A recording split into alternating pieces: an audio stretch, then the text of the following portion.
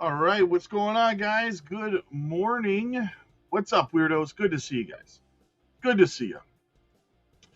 We're going to dive right into what's going on today, guys. A lot to talk about. Bitcoin, very indecisive at the moment, guys. Very indecisive. We're going to have a look at it. We're going to have a chat. We're going to see what's going on. Let's get into the chat first off. We got 0 super chats to start the stream. Not a great way to start the stream, y'all. Let's get going here. Jack says, "What's up, big boss? Good to see you, Jack. Good to see you, my guy. Lions Den in the house. Blast off incoming. Happy Friday. Let's go. H. Barbarina in the house. Strawberry Dragon. Good morning. Good morning. Alfredo, what's going on, man? Hey, Robin fam. Good to see you, brother. Good to see you. Guys, make sure you hit the like and subscribe on the way in. It's absolutely free to do. We got 51 people here this morning. We got 20 likes, guys. We got to get the likes way up there. Way up there. I know I'm late today. I'm about 2 hours late, so I apologize for that. But I do have a bit of a head cold. It just can't get a break, you know?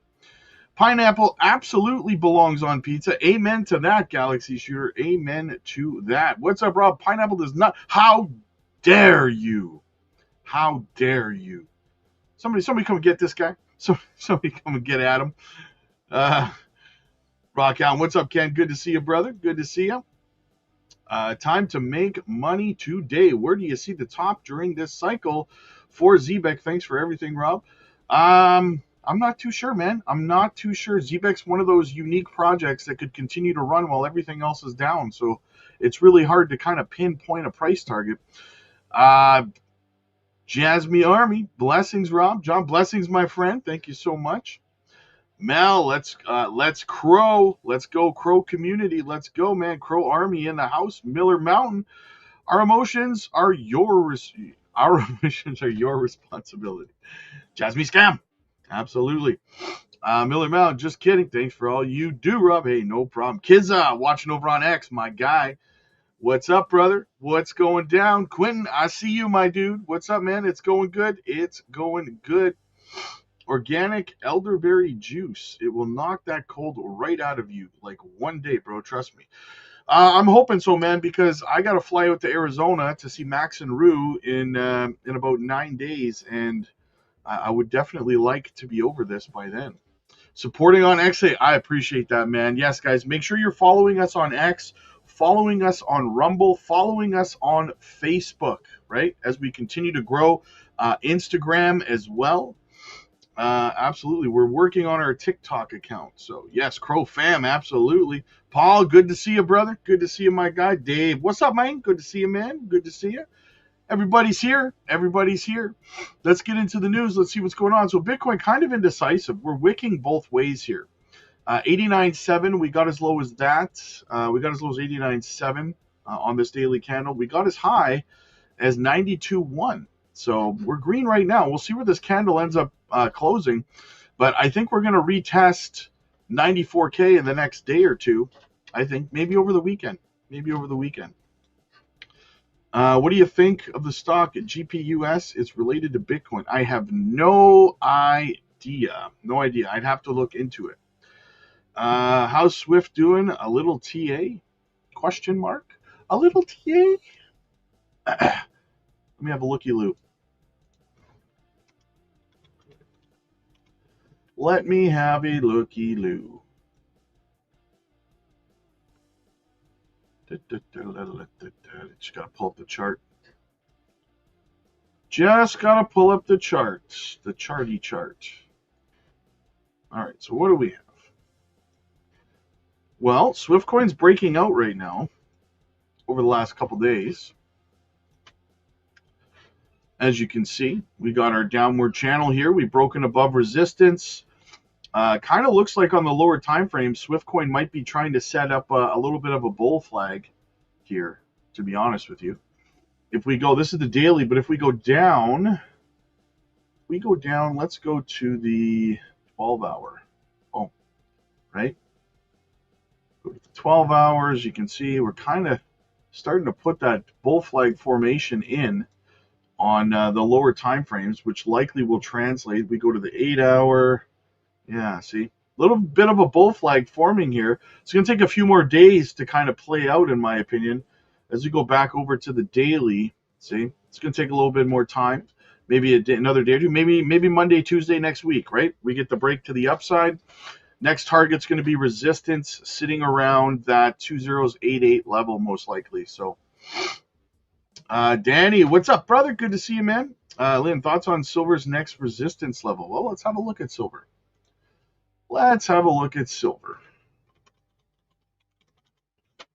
I really do believe that before silver sees a major correction, I think that it's going to hit between $90 to $100, to be honest with you.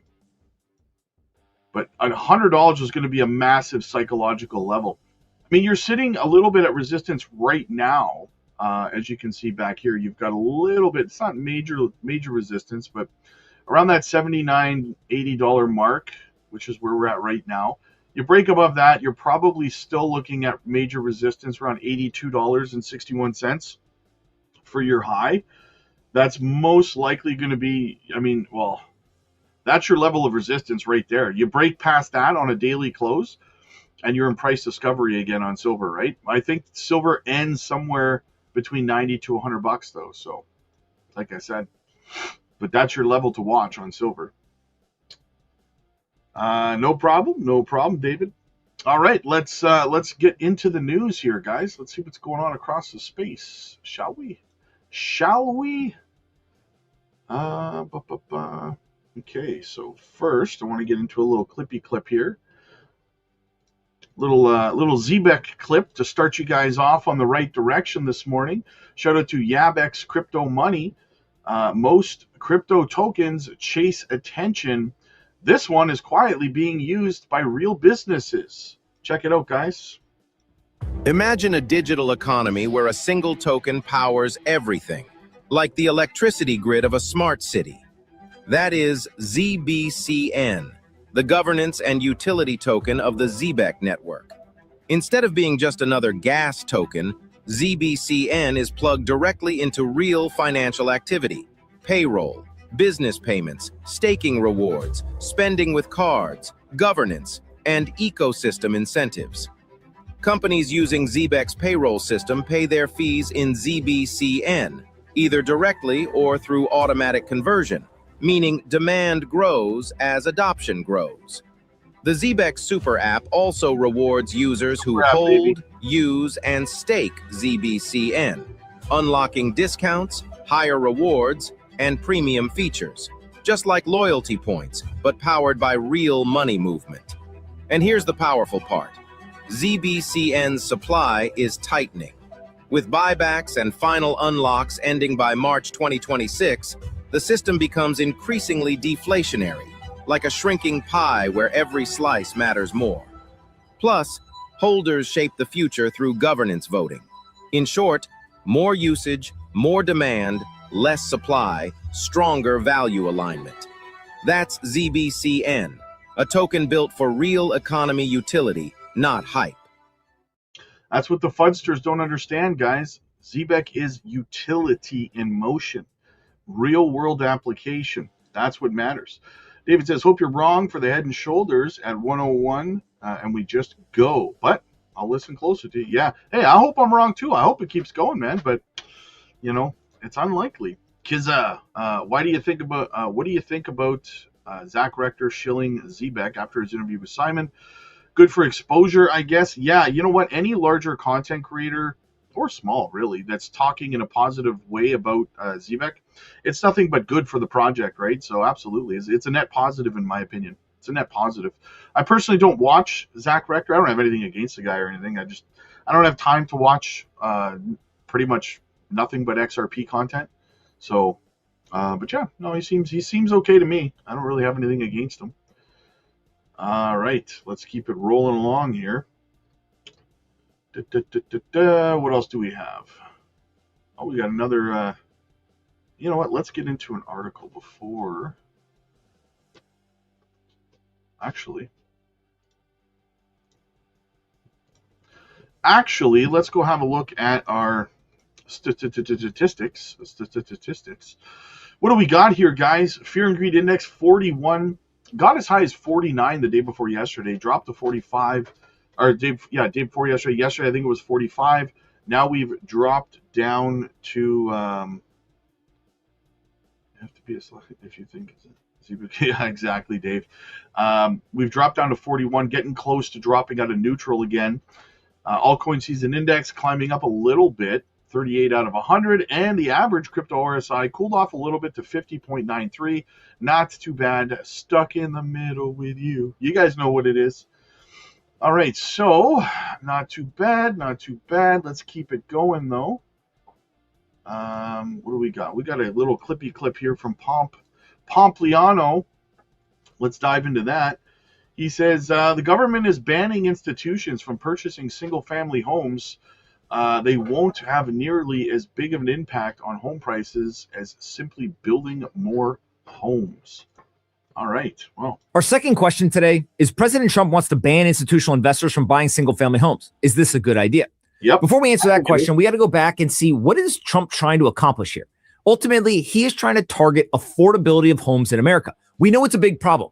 Homes are very expensive, and when you compare the home prices to the amount of money that people are making, it has gotten worse and worse over the years. So it's a very good idea for Trump to try to go after affordability. We know that if you can make homes more affordable, more people can own homes, and that ultimately is good for the economy and it's good for individual families. But the question is always, how do we get there? And as you guys know, I am always very cautious whenever the government wants to stick their hand into something and try to figure out how to manipulate the market. I'm a free market person. I believe the market can figure it out. Now, if we go and we look at this idea of banning institutions. Yeah, but at the same time, though, you can't have companies like BlackRock buying up all of the homes and then jacking up the prices so that they're only affordable to the super rich, right? Like, I get what he's saying in terms of free markets, but at the same time, somebody has to fight for the little guy, right? Institutional investors from actually buying these single family homes. It is a narrative that is online, that they're buying up all the homes.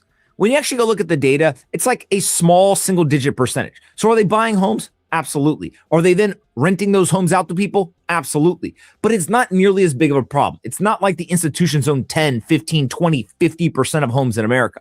Now, if Trump actually wants to address the home affordability problem, it's going to be really hard for him to do it from the federal government. And here's why. Is if you go and you look at all of the data, it suggests that the solution to home affordability is to actually build more homes. You can build suburban mansions, you can build luxury apartments, or you can build actual affordable housing in inner cities.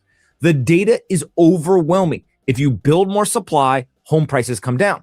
But the problem is that the federal government doesn't control local zoning laws. So usually it's the local city councils. And these city councils usually have people who are very sophisticated, but also a little bit older. And those people tend to create rules that don't allow a lot of housing supply to come in because they don't want the price of homes to go down. Why would they not want that? Because they own homes. And so therefore, they're actually protecting their investment. They are saying, I don't want all these homes being built because then my home price, which may be a large percentage of my net worth, is actually going to go down.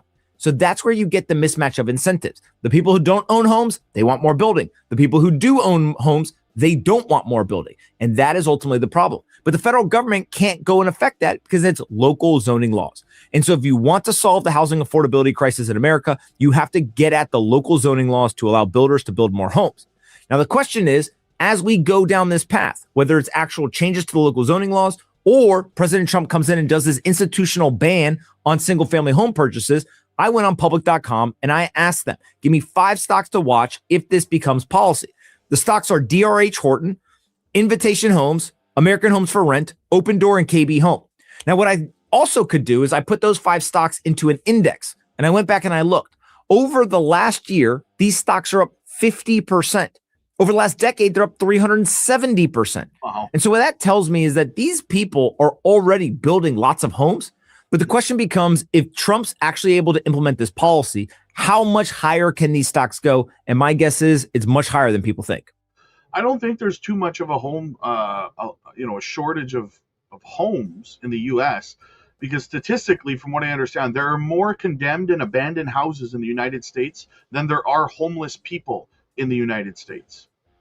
So I don't know how that works, but they say, well, these homes are not livable.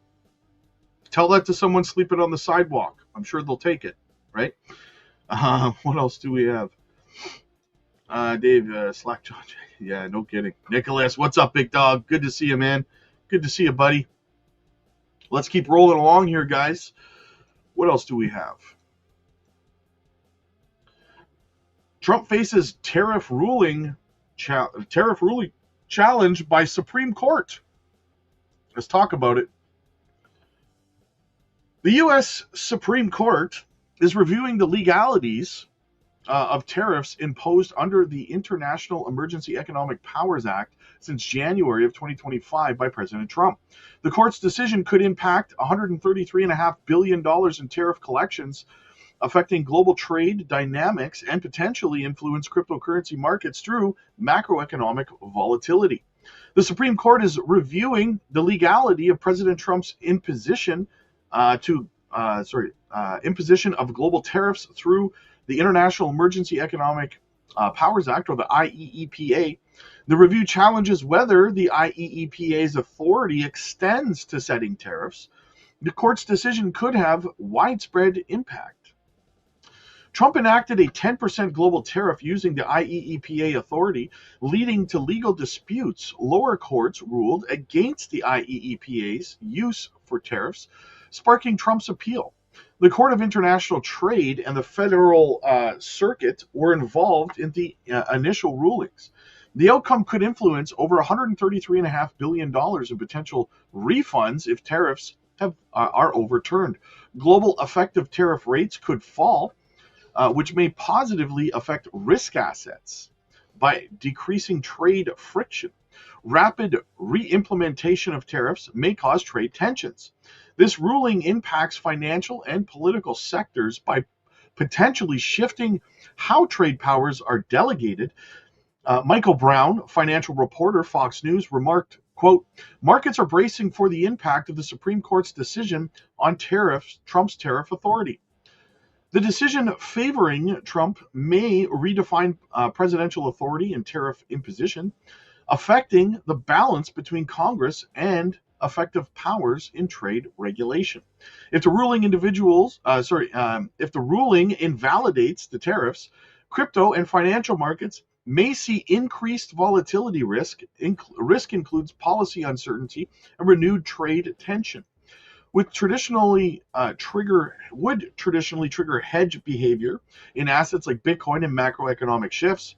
Historical trends show that trade disruption often influences Bitcoin behavior, linking it with risk-on/risk-off assets and responses. Analysts suggest enhanced macro volatility and potential support for gold and Bitcoin as hedges. So if the court rules against Trump's tariffs, the implication here is that it could be very, very bullish for crypto. Interesting. I would have thought the latter, but I would have been wrong, apparently. So what else do we have? We got another Zebek clippy clip here to get into. Ben, what's up, man? Happy Friday, my man. Good to see you, brother. Good to see you. All right, so Crypto Chrome in the house. Zebek stakers automatic upgrade incoming. Let's go, baby. Staking Zebek. ZBCN stakers, listen up.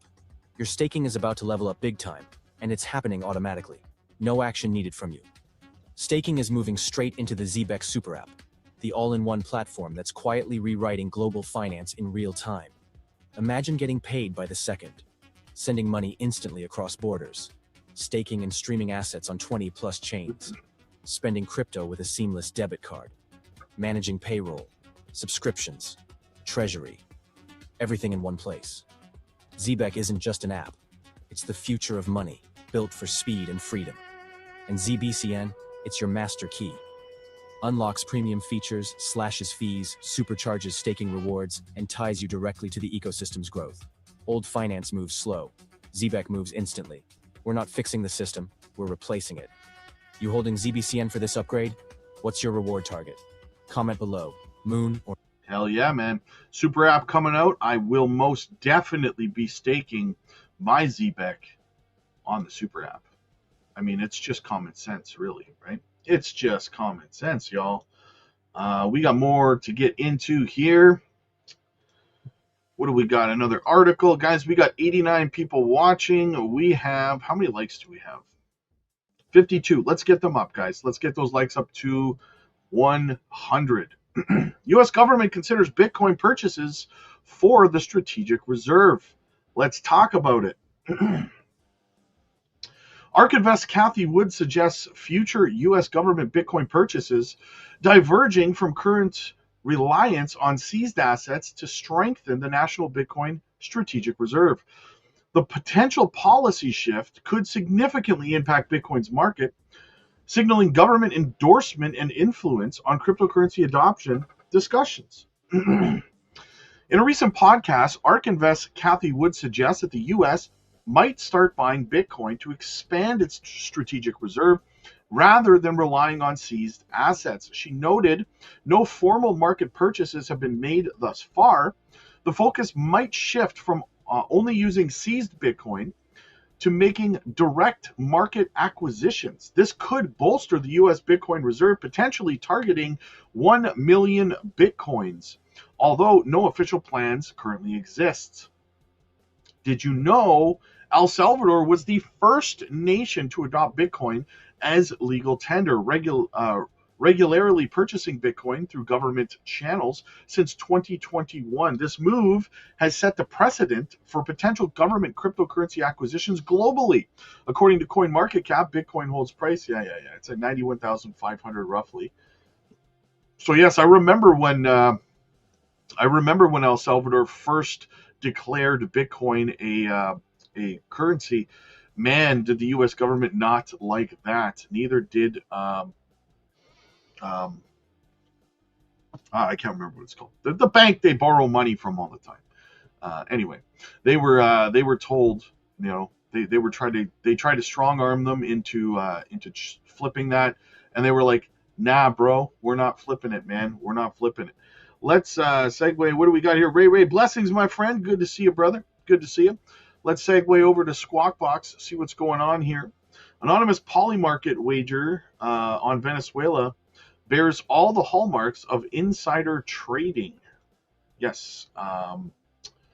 We will be using prediction markets a lot over in our Patreon community through 2026 and 2027 to kind of make extra cheddar, guys. So if you want to get in on our trades, if you want to get in on what we're doing, we are doing our trades, whether it's stocks, crypto.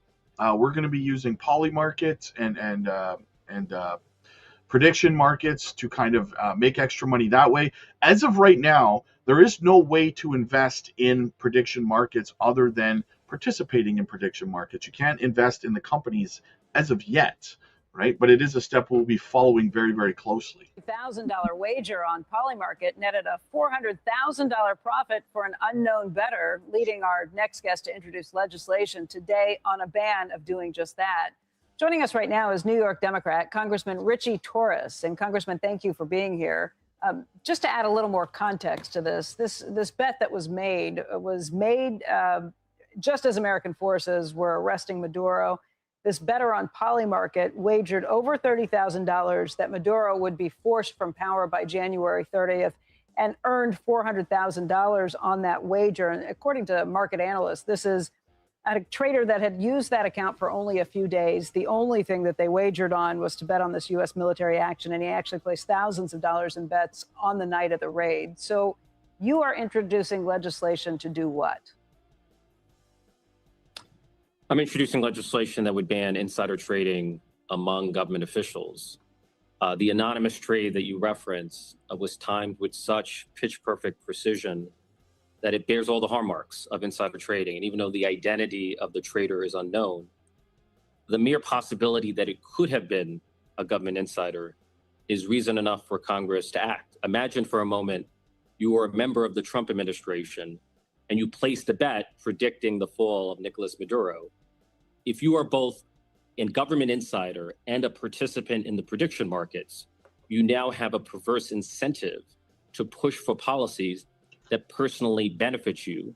Yeah. And that kind of prediction market profiteering should be categorically prohibited within the ranks of the federal government. I don't disagree with you, but I guess people would look at this and say, why just the prediction markets? Why can't this be done in the same way that you would potentially ban those insiders from making stock trades on the stock exchange? Well, insider trading is illegal in every other market. The prediction market seems to be the exception to the rule, and the CFTC lacks clearly defined authority. And let's be clear, when it comes to government insiders, the term prediction market is something of a misnomer, because if you are the one making the decision or you're part of the decision-making process, not predicting anything, you're governing for profit. Is there a distinction between any of these prediction markets? Kalshi's CEO has come out and said that he's in favor of this. Kalshi's actually regulated by the CFTC, but he makes the distinction between his market and poly market, which is not overseen by the CFTC. You sound like you're making the argument that even the CFTC can't do anything about this. I think at best, it's a gray area, which requires action from Congress. And look, I think the trust in Congress, trust in government is at historic lows. And we have to do everything we can to earn back the confidence of the American people. And none of us in elected office are elected to profit from elected office. Government should not be treated as a for-profit enterprise. It's a public trust. It does not belong to the elected officials. It belongs to the people. You've raised questions about whether the predictions market should even be allowed to be making predictions on politics in general, haven't you?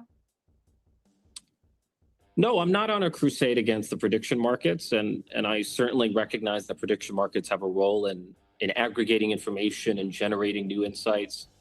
I'm specifically focused on insider trading by government officials because I'm concerned it would not only corrupt the market, it would corrupt government decision-making itself.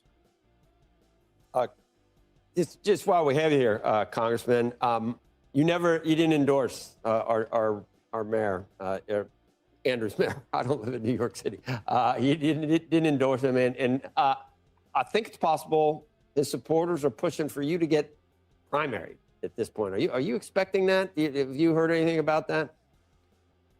I have about 5 primary challengers, but the more the merrier. I feel like competition strengthens democracy, and I have enough confidence in my own record that I welcome if 50 people or 500 people want to run against me, God bless America.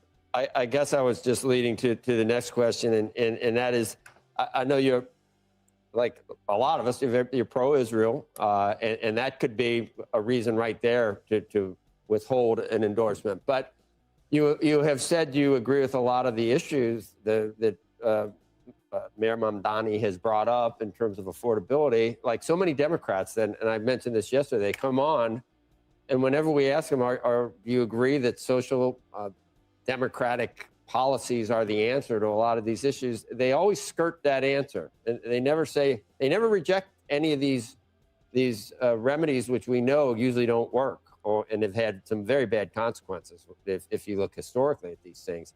But they'll never say that. All they ever do is just, as they say, I think he's on to a lot of the issues that affect New Yorkers. You reject a lot of what his policies would entail?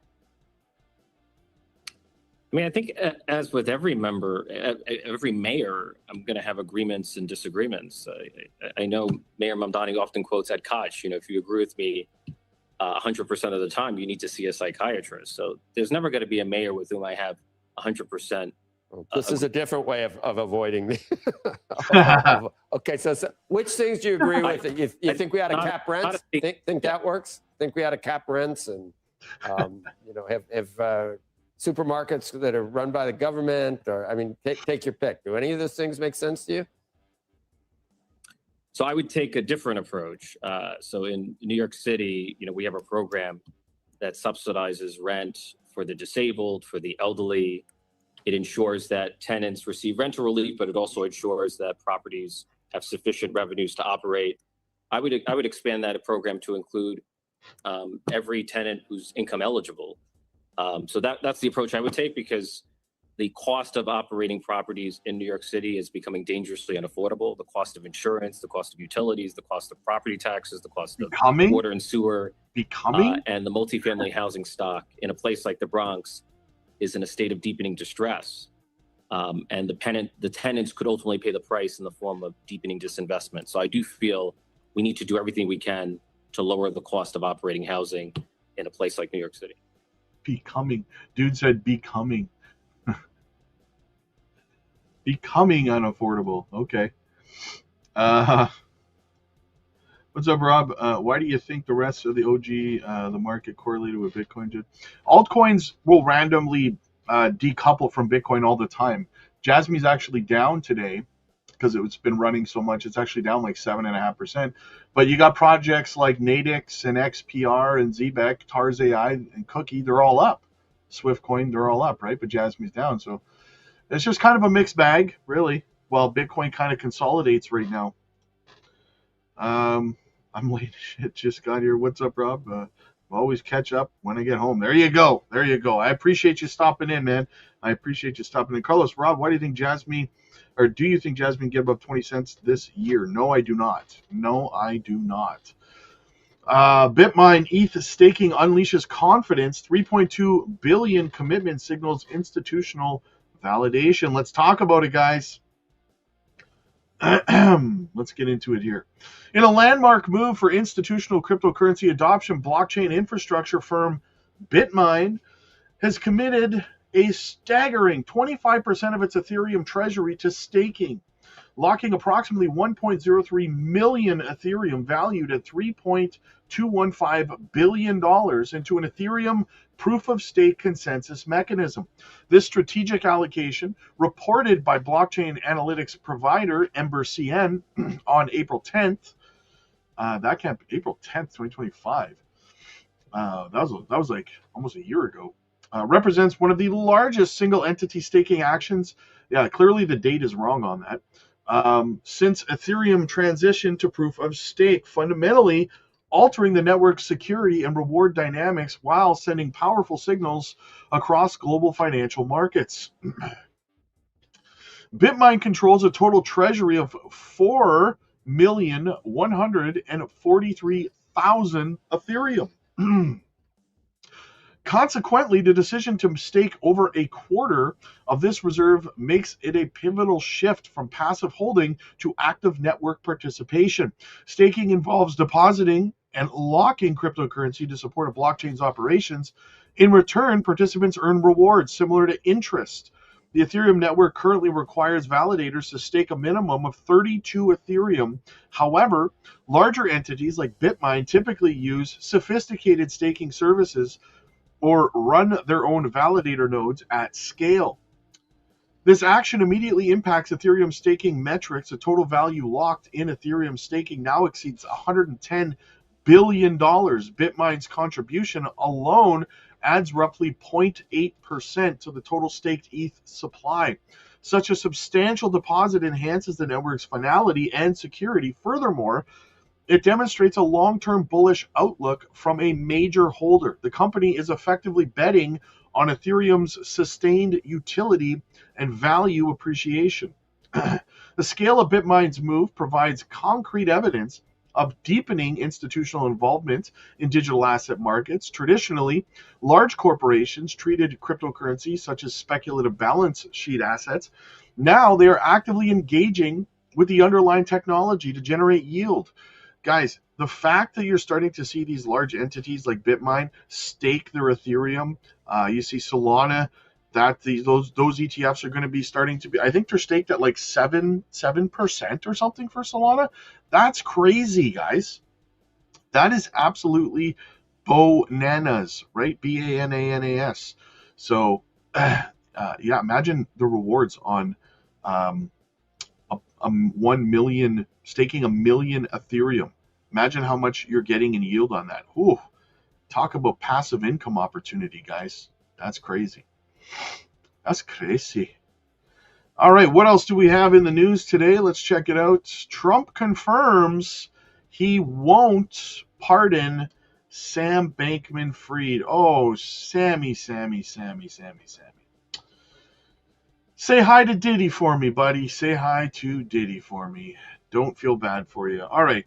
The jobs reports, the jobs numbers, guys. Let's get into that. December's jobs report. I'd take a pause in January, says Roger Ferguson. Insights on the jobs data and what it could mean for the Fed's policy. I want to bring in Roger Ferguson, former Fed vice chair and a CNBC contributor. He is our Fed whisperer of sorts. Roger, your personal reaction to the numbers before we get into sort of how you would handicap the Fed's reaction to those numbers. Yeah, look, extremely mixed.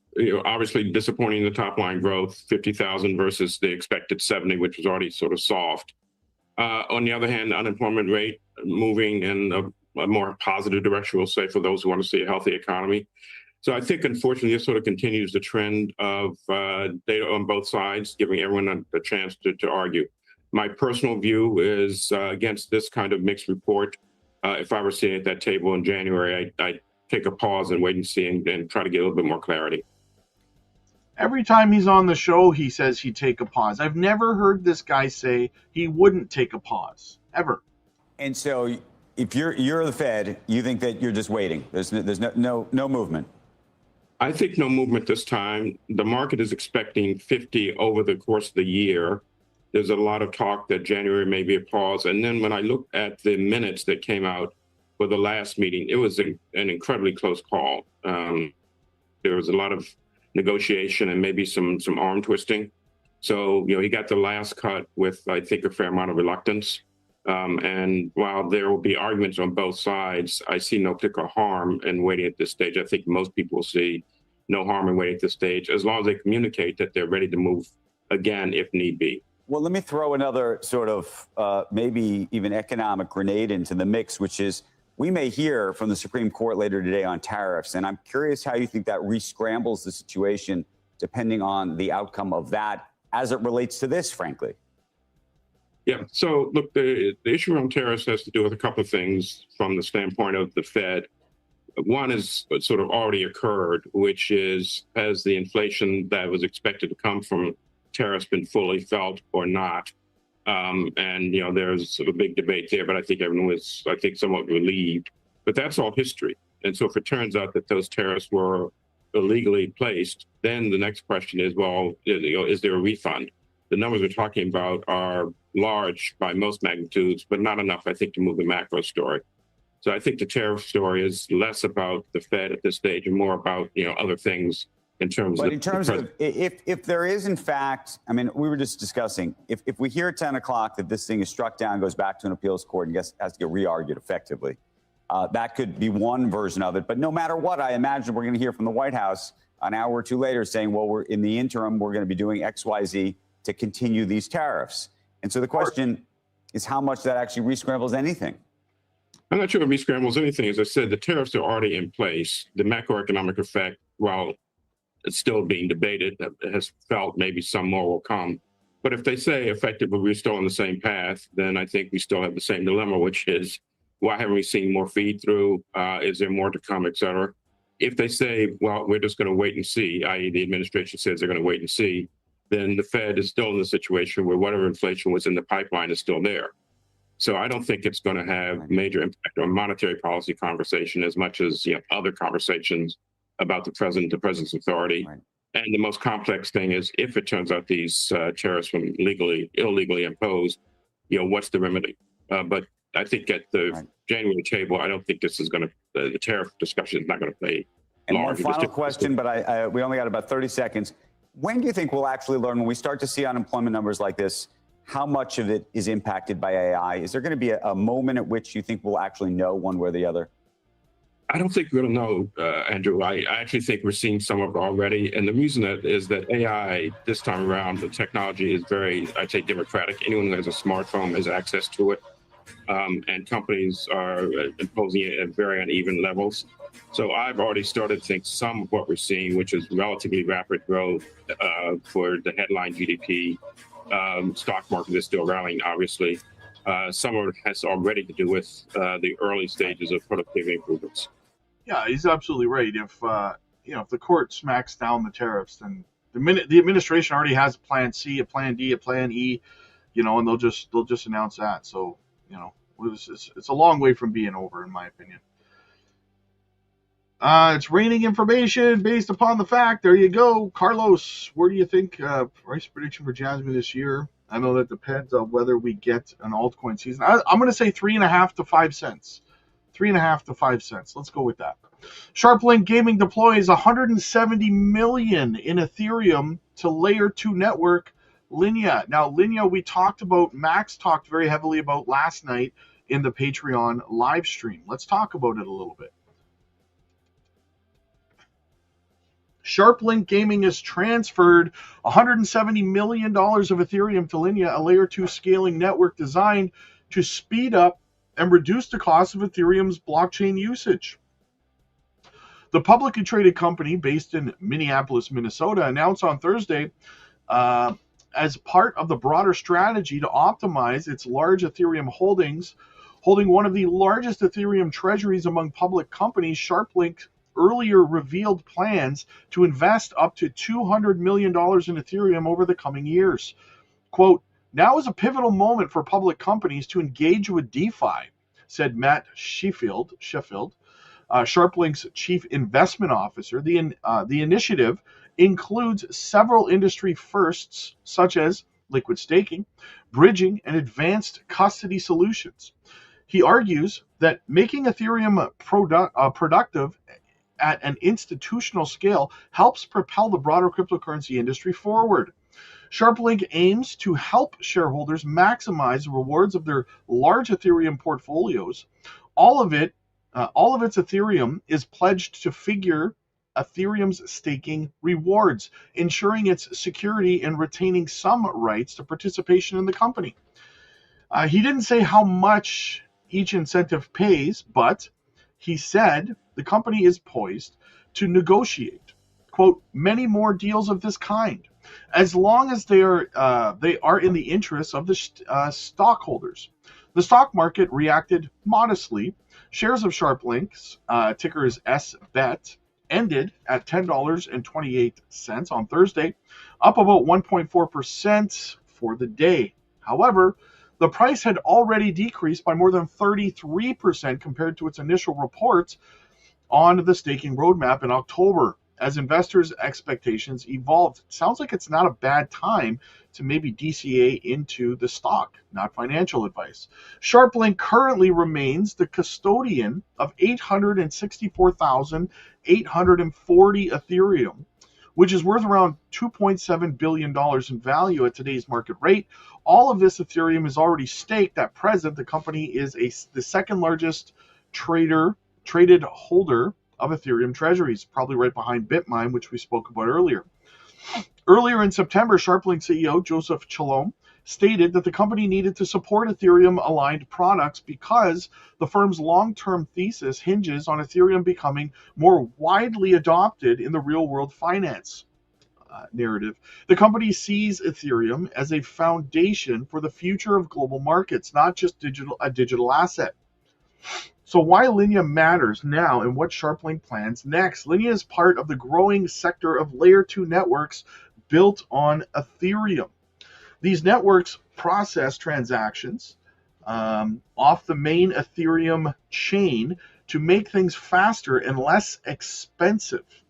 Linea has also has strong ties to Ethereum's foundation ecosystem. SharpLink's chairman, Joseph Lubin, who also co-founded Ethereum, is the founder and CEO of Consensus, the software firm that incubated Linea.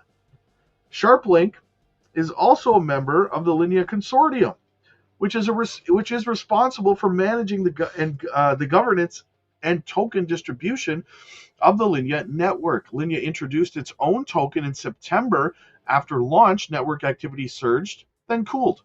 The data indicated that the total value locked, or TVL, in the ecosystem on Linea peaked at approximately $1.64 billion about 2 weeks after the token went live. Since then, the TVL has fallen approximately 89% to around $185.74 million, according to DeFi Llama. Although the percentage has decreased, SharpLink still believes that creating decentralized finance systems for institutions can yield long-term benefits. The company also plans to provide an example of how public corporations can fully and securely utilize blockchain technology in their treasury operations. All these major companies are looking to start staking and gaining these rewards, guys. They're not stupid, especially when you have platforms out there and exchanges out there offering up to 7% staking rewards on like Solana. Like, are you kidding me right now? When you're dealing with tens of millions of dollars, yeah, 7%'s pretty massive, guys. Pretty massive. I am Jasmine. We're all Jasmine. Love you always, brother. Can you check out Spell Token? Well played, sir. Well played. All right, guys, let's get back over to the Bitcoin chart, see what's happening over there. Still just kind of ranging sideways for Bitcoin today. Are we going to close where we are now, right around that 91K, or are we going to bounce and make our way up to that 94K level? Right now, it's a tug of war between the bulls and the bears. As you can see, these large wicks to the bottom and the top. So here I am, stuck in the middle with you. We'll see what happens, guys. We'll stay on top of it. That's what she said. Stefan says, gentlemen and ladies, don't forget Rob's cooking class that makes the best choice with the most delicious ingredients, and the taste is always super fantastic. Shout out to him. Absolutely, Stefan. Love you, brother. Love you, brother. All right, guys, I got to get out of here. I got some coaching calls to do over on the Patreon. Make sure you are a part of our Patreon community. The link is in the chat. It's in the pinned comments. It's in the description. You want to book a one-on-one coaching call with me, sit down, have a look at your portfolio, maybe get you pointed in the right direction if you're in the red, and help you figure out where and when you should be taking profits if you're in the green. Let's get your portfolio structured properly, guys. Let's get all the answers you need to all the questions you have, especially if you're newer to crypto. Join me and thousands of other members today. We have daily trades and so much more over there. Check it out for yourself. It's less than the price of a cup of coffee, my friends. Click like if you like this video. Click subscribe if you really liked it. I'll see you guys in the next one. God bless.